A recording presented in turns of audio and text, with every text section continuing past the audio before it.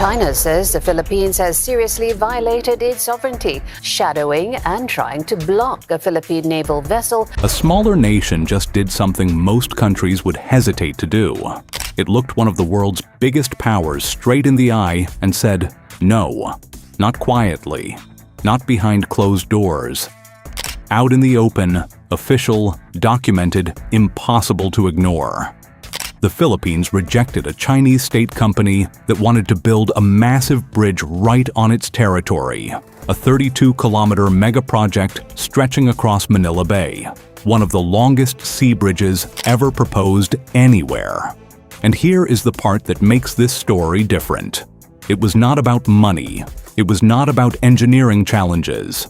It was not even about delays. It was about national security. And almost immediately after that decision went public, Beijing reacted. Fast, direct, and in a way that signals something much bigger is unfolding. But to really understand why this moment matters, you have to rewind. Throughout most of the 2000s and 10s, the Philippines was actually one of China's closest partners in Southeast Asia. Under President Rodrigo Duterte, Manila leaned heavily into China's Belt and Road Initiative, a global push where Beijing funded massive infrastructure projects across developing nations. Duterte had a vision. He called it Build, Build, Build. Railways, highways, bridges, all powered by Chinese financing. On paper, it looked like a turning point for the country's development. Billions of dollars were lined up, including 3 major rail projects worth nearly $5 billion combined. Deals were signed, plans were drawn, studies were completed. Everything looked ready to go. And then, nothing. The loans never came through. China's state bank did not approve the financing. Contractor approvals kept getting delayed. Requirements were left hanging. The process stalled over and over again. Months turned into years. The Philippines kept asking, kept waiting, kept getting no clear answer. By the time 2022 arrived, the political landscape had changed. A new president stepped in, Ferdinand Marcos Jr., and with him came a completely different approach. Less trust, more caution. Within months, his administration pulled the plug on all 3 Chinese-funded railway projects. The message was simple. If nothing is moving, it is time to move on. But that was just the beginning. Fast forward to late 2025, and a new flashpoint emerges, this time centered on a single project that could reshape the country's infrastructure: the Bataan-Cavite Interlink Bridge. This is not just another bridge. It is a 32.15-kilometer link across Manila Bay, connecting Bataan in the north to Cavite in the south. A journey that currently takes 5 hours could be cut down to just 45 minutes. A massive upgrade, a game changer. The price tag, about $3.9 billion. Funding was secured. The Asian Development Bank stepped in. The Asian Infrastructure Investment Bank added more. The Philippine government covered the rest. Everything was moving forward smoothly. Until October 2025. That is when the list of bidders was revealed, and one name instantly set off alarms. China Harbor Engineering Company, also known as CHEC. They submitted the lowest bid. On the surface, that sounds like a win. Lower cost, better deal for taxpayers.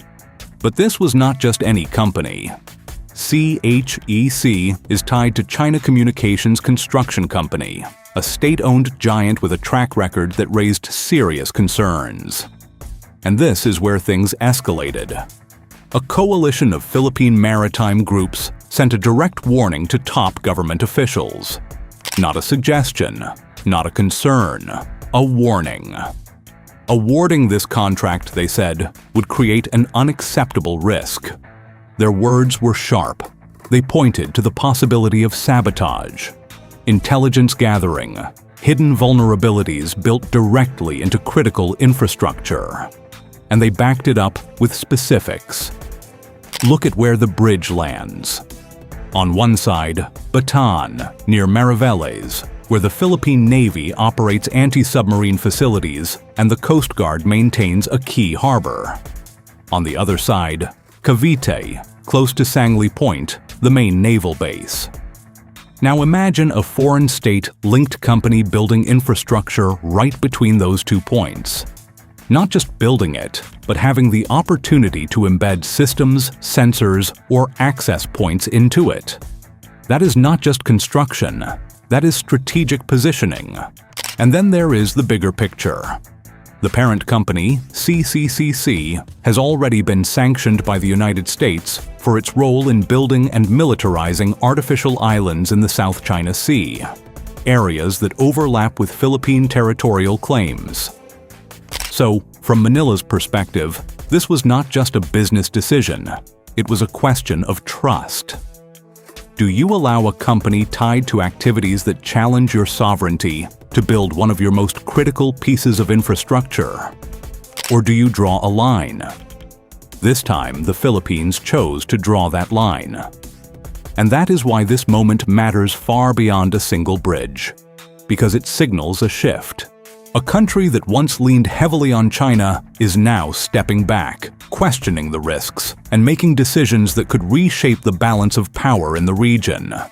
And the reaction from Beijing suggests this story is far from over. And this next point is where everything gets a lot more serious. China's own laws require companies to cooperate with state intelligence when asked. That is not a rumor. That is written into law. Which means any project built by a Chinese state firm could, in theory, double as a data collection hub.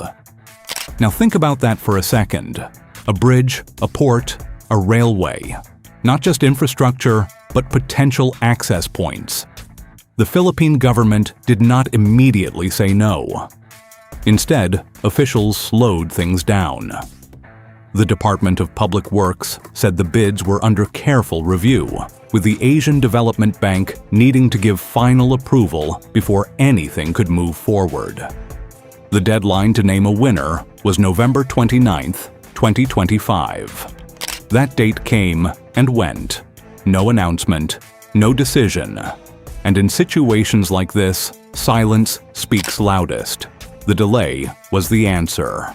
But here is where the story shifts from a single project to something much bigger. Because the Bataan-Cavite Bridge is not an isolated case. It is part of a pattern, one that has been quietly unfolding for years under President Marcos Jr. And the pattern is clear. Again and again, the Philippines finds reasons to keep Chinese firms out of its most critical infrastructure.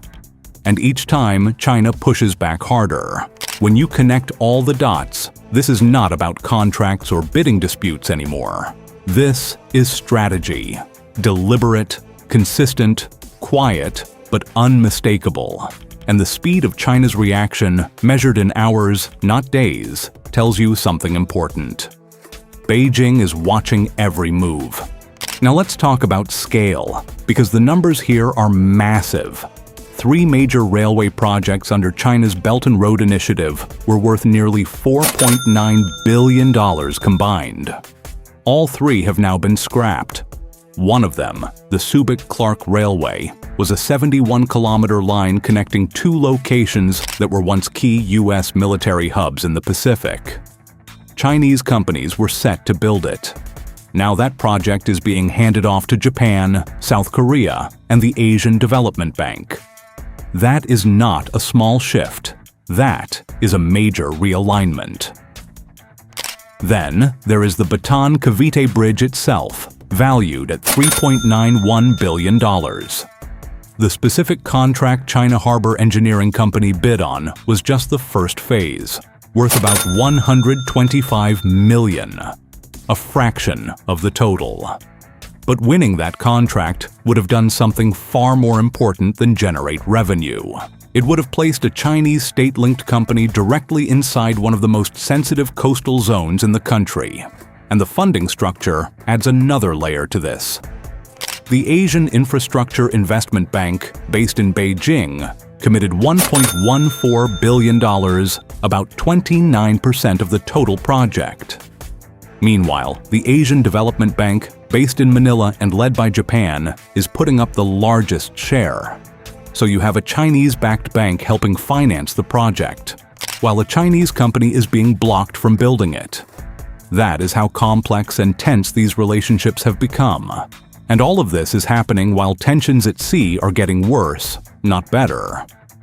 In June 2024, a clash at Second Thomas Shoal left a Filipino serviceman seriously injured. Chinese Coast Guard crews were caught on video using axes and damaging Philippine boats. Later that year, even after a quiet resupply agreement between the two countries, the pressure did not stop. It just moved. In August, Chinese vessels surrounded and rammed a Philippine fisheries boat on a humanitarian mission near Sabina Shoal. The next day, dozens more ships showed up to block aid from getting through.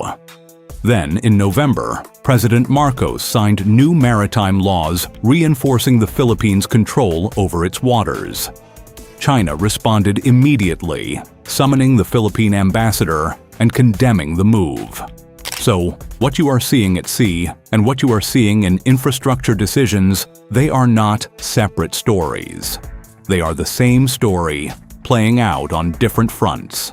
Which brings us to the big question: why now? And why is China reacting so strongly? From Manila's perspective, this is a delicate balancing act. China is still the Philippines' largest trading partner. The economic ties are deep, and they are not easy to break. Businesses, exports, supply chains, they are all connected. But the security situation in the South China Sea has changed the equation. Every incident at sea, every confrontation, every damaged vessel raises the political cost of appearing weak. For Marcos, standing firm on sovereignty is not optional. It is tied directly to public support at home. So, the strategy that is emerging is calculated. The Philippines continues to trade with China. It keeps diplomatic channels open, but at the same time, it is slowly removing Chinese companies from the country's most critical infrastructure. Bridges, railways, ports, strategic zones. Because there is one key difference: trade can be renegotiated. Infrastructure cannot. Once a bridge is built, once systems are installed, once access is established, you cannot simply undo it. And that brings us to another major factor driving this shift: the United States. At the same time all of this is unfolding, another powerful shift is happening behind the scenes. The alliance between the United States and the Philippines is tightening, and it is happening fast. In April 2024, President Biden welcomed President Marcos to the White House. But this was not just a routine visit. Japan's Prime Minister Fumio Kishida was there too. A three-way meeting, three major players, one clear message. Out of that summit came something new: the PGI Luzon Corridor, an infrastructure plan led by the United States, designed to connect Subic Bay, Clark, Manila, and Batangas using Western investment instead of Chinese funding. That alone tells you the direction things are moving. But it does not stop there. By 2026, the United States and the Philippines are expected to carry out up to 500 joint military activities. 500. That is not cooperation. That is alignment. At the same time, the U.S. Navy has been quietly rebuilding its presence at Subic Bay, a location that used to be one of America's most important naval bases in the Pacific. And here is a detail that almost slipped under the radar. A few years ago, China came very close to gaining control of that same port when a Korean shipbuilder went bankrupt. But in 2022, a U.S. investment firm stepped in and beat Chinese bidders to take over the Hanjin shipyard. Today, that facility supports Philippine Navy operations and U.S. defense companies. Each of these moves may seem small on its own, but together they tell a much bigger story. The Philippines is repositioning itself faster than most experts expected. Now flip the perspective. Look at this from Beijing's point of view.